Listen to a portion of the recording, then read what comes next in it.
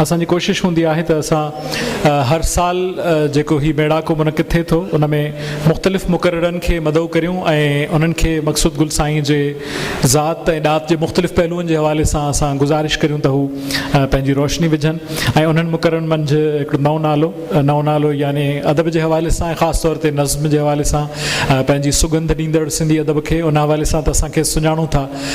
सिंध में जेको अदबी फेस्टिवल्स जो ऐं हिकिड़ो इंतिहाई संजीदा क़िस्म जे फेस्टिवल्स जो रवाज आम करणु ऐं कराची लिटरेचर फेस्टिवल जी हिकु टोड़ण में असांजे हिन दोस्त जो किरदारु रहियो।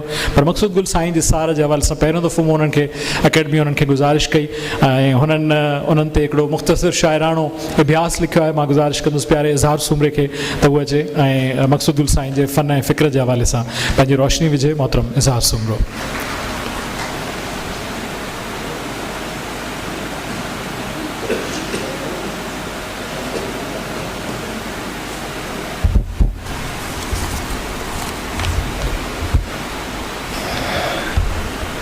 साईं मक़सूद गुल साहब सां ज़ाती तौर ते मुंहिंजूं के घणियूं कचहरियूं ऐं मुलाक़ातूं न हुयूं, पर मूंखे ईअं महसूसु थिए थो त जॾहिं बि यासिर सां मिलिजे थो त मुकमिल तौर ते न पर हिकिड़ी पती उनजी जो हिकिड़ो हिसो ज़रूरु रिफ्लेक्शन जो असांखे महसूसु थिए थो। ऐं जंहिं क़िस्म जो यासिर जो मिज़ाज आहे, जेका हिन में वज़हदारी आहे ऐं कुशादा दिली आहे, त ज़रूरु साईं मक़सूद गुल में इन खां चवण ते वधीक हूंदी। मूं ही कुझु लाइनूं लिखियूं आहिनि, कुझु सिटूं लिखियूं आहिनि जेके आउं तव्हांजे साम्हूं पेश करियां थो, जंहिंजो उनवान आहे मक़सूद गुल शाइर धरती ऐं ॿोली। शाइर जो सभ खां गहरो तालुक़ु कंहिंसां आहे, ॿोलीअ सां, धरतीअ सां या पंहिंजे ज़ात सां। इहो सुवालु ज़हन में रखी जॾहिं शाइरी जे किताब जा वर्क वराइजनि था त दिलचस्प जवाबु मिले थो।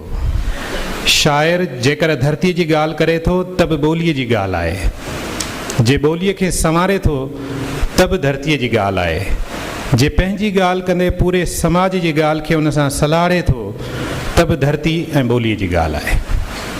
साईं मक़सूद गुल जो किताबु अखड़ियूं नील कंवल बि कुझु इन क़िस्म जे इम्तिज़ाज सां भरपूर आहे। शाइरीअ ते लिखणु या कंहिं शाइर जे किताब ते लिखणु ऐं सोभ संभरी वेही लिखणु इंतिहाई मुश्किल कमु आहे। हूअं त तख़लीकार जे कंहिं हिकु सिट सां बि नक़ाद या मुबसिर इंसाफ़ करे नथो सघे, बल्कि मुंहिंजी नज़र में नक़ाद ऐं तबसरे निगार ख़ुदि तख़लीकार जो मोहताज आहे, छो त जेकर का तख़लीक़ ई न हूंदी त तनक़ीद वरी छा ते थींदी। ख़ैर इहो अलॻि बहस आहे। इन में कुझु दोस्तनि जो ख़्यालु आहे त असल में नक़ाद ई कंहिं वॾे तख़लीक़कार खे वॾो तख़लीक़कार बणाइण में बुनियादी किरदारु अदा कनि था। पाण वटि सिंध में इहो बहस अॻु में बि थींदो रहियो आहे त फलाणे शाइर खे वॾो शाइर करण में फलाणे नक़ाद जो जेकॾहिं उहो रुॻो महाक न लिखे हा या उन ते कुझु तबसरो न करे हा त शायदि उहो वॾो शाइर न थिए हा। बहरहाल इहो बहस कंहिं ॿिए भेरे, पर मुंहिंजी ज़ाती राय में काइनात खे हेतिरो हसीन बणाइण ऐं बेमक़सद पैदा थियल सिंगल सेल खे बामक़सद ज़िंदगी में तब्दील करण में तख़लीक़कारनि जो ई त कमाल आहे। न त ही ज़िंदगी सिज लहण ऐं सिज उभरण जे अजाई अच वञ खां सवाइ ॿियो छा हुजे हा। तख़लीक़कारनि में शाइर वटि जेका गुंजाइश आहे सा ॿिए कंहिंखे शायदि ई नसीब थी हुजे। शाइर हाल जो ज़िक्र बि करे थो, माज़ीअ जी खोटराई बि करे थो, त मुस्तक़बिल लाइ अॻकथियूं बि करे थो। शाइर अणथियणीअ जा अॻुवाट इतला बि ॾिए थो त माज़ीअ जे ग़लतियुनि ऐं ग़लताननि ते छोह बि छंडे थो। शाइर पंहिंजे ज़ात खे निशाने ते आणे पूरे समाज जी ॻाल्हि करे वञे थो। दर्द दिलबर जो आहे पर दर्द धरतीअ जो वॾो। साईं मक़सूद गुल जो शेर आहे, दर्द दिलबर जो बि आहे पर दर्द धरतीअ जो वॾो, शाह जे मेले में दिलि पंहिंजी विञाए रोए पियो। साईं मक़सूद गुल खे रुमानवी शाइर चइजे, धरतीअ जो इनक़िलाबी शाइर चइजे, ॿोलीअ जो कमाल माहिर सॾिजे, गेड़ू गज़ल वारो शाइर सॾिजे, पर छो न भला खेसि रुॻो शाइर सॾिजे। शाइर जी पहिरीं ऐं आख़िरी सुञाण शाइरी त हूंदी आहे। हीउ नंढो वॾो अज़ीम ऐं क़दीम हिकु हक़ीक़ी तख़लीकार वटि का बि माना नथा रखनि। हा, इहा बि हक़ीक़त आहे, पाण वटि इहा वॾी रीस आहे ऐं ॾींहों ॾींहुं उहा रीस वधे बि पई।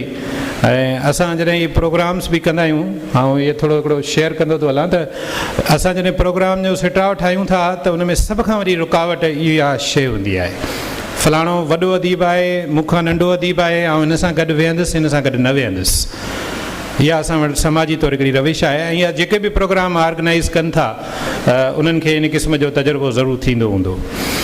उहा ॿी ॻाल्हि आहे त अॼुकल्ह जो नौजवान नस्ल बि हाणे पंहिंजा हक़ घुरे थो, अदबी प्रोग्रामनि में इन्हनि में चए थो असांखे पंहिंजो स्पेस ॾियो। सो हीअ ख़ासि तौरु सोशल मीडिया खां पोइ इहा शइ बि डेवलप थी आहे।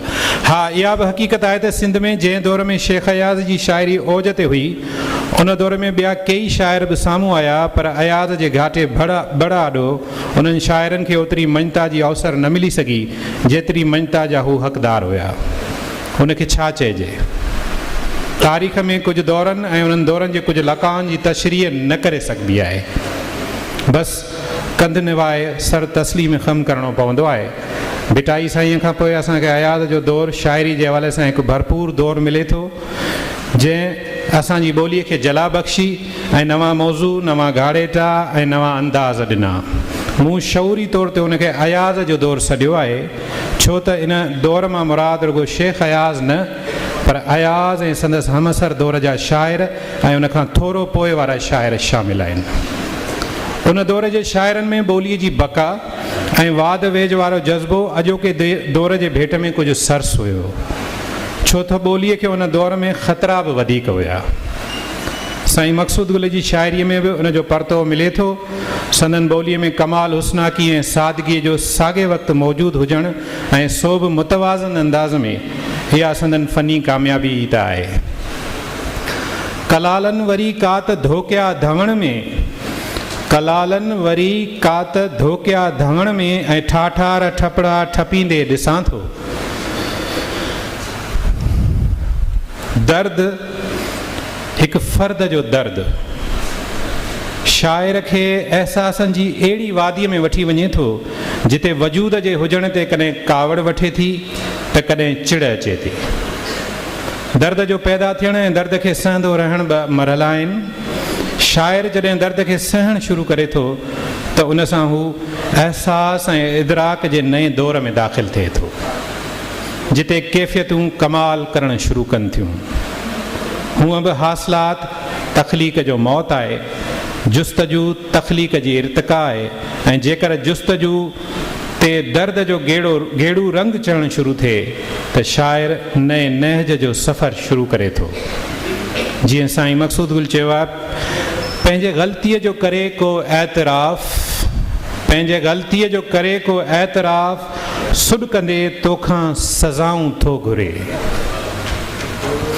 शाइरी तारीख़ सां मकालमो बि त आहे। शाइरीअ मां फ़ातिहनि जे घोड़नि जी टाप जा आवाज़ बि ॿुधी सघजनि था त मज़लूमनि जे दाहुनि ऐं सुॾकनि जी सदा बि अचे थी। शाइर तारीख़ जी चीर फाड़ जा सभई हक़ ऐं वास्ता न रुगो महफ़ूज़ रखे थो, पर उन्हनि जो पूरो इस्तेमालु बि करे थो। शाइर तारीख़ जे ग़लतियुनि खे खोले ज़ाहिर करे थो त जीअं क़ौम पंहिंजो हाल सुधारे। हूअं त शाइर खे पंहिंजे तारीख़ ऐं पंहिंजे माज़ीअ सां बेपनाह प्यार बि आहे। हू पंहिंजे क़ौमी विरसे जे बारे में जेतिरो हसास ऐं ज़िम्मेवार आहे, शायदि ई को ॿियो हुजे। साईं मक़सूद गुल चयो त भिटाई त सिंध लाइ सुकर वियो घुरी, अञा वाव सनरो वरे कोन थो।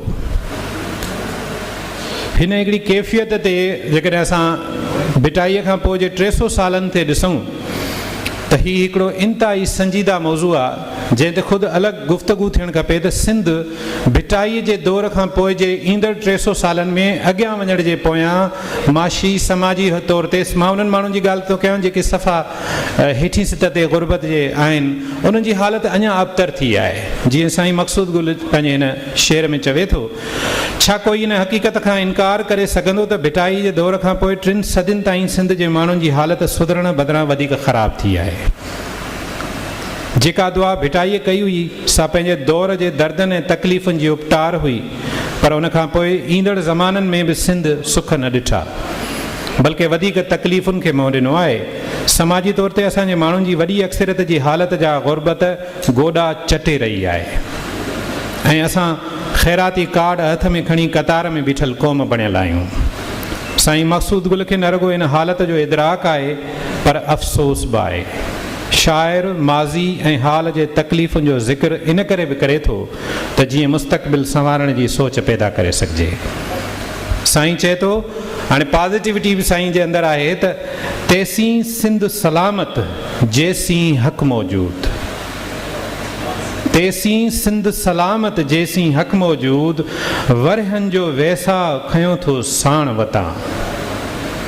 साईं मक़सूद गुल वटि पंहिंजो गुल, पंहिंजी ख़ुशबू ऐं उन ख़ुशबू मां पैदा थींदड़ पंहिंजो धार ऐं निरालो अहसासु आहे। साईं जी शाइरी पढ़ण खां पोइ इहो पतो पवे थो त कंहिंसां मुक़ाबिलो करण खां सवाइ बि अवां पंहिंजी धार हैसियत ठाहे सघो था। संदन शाइरी पढ़ण सां पंहिंजी धरती ऐं पंहिंजी ॿोलीअ में वैसाउ वधीक सगारो थिए थो ऐं शाइरीअ सां वधीक प्यारु थियणु लॻे थो। तव्हांजी महिरबानी। वॾी महिरबानी, प्यारा इज़हार।